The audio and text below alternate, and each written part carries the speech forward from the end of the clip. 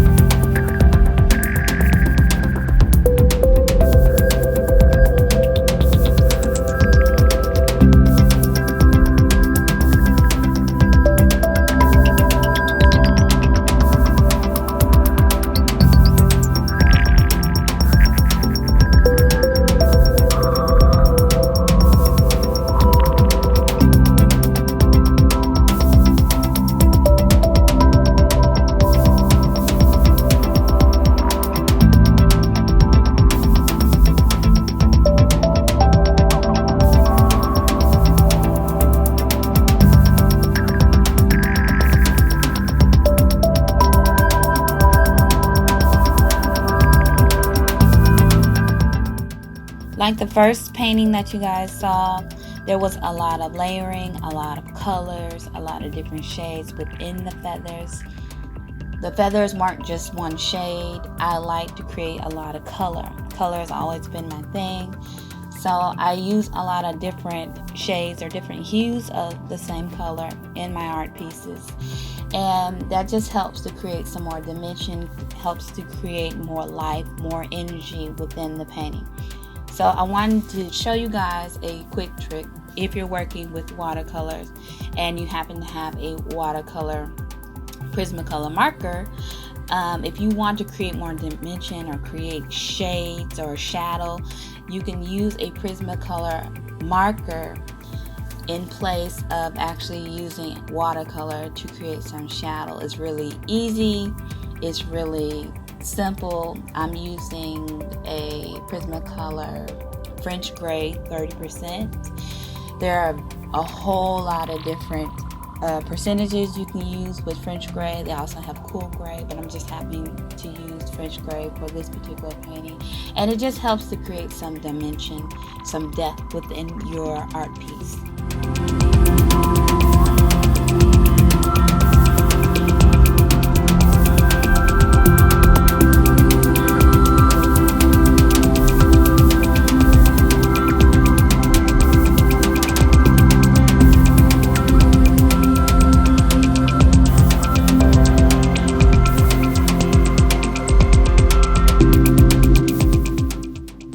Thank you guys for watching. Let me know in the comment section whether this is a technique you would try on your own, or if you have any suggestions or anything that you would like me to try on this channel, please leave that in the comment section. And I look forward to seeing you guys in my next video. Until next time, you guys, bye-bye.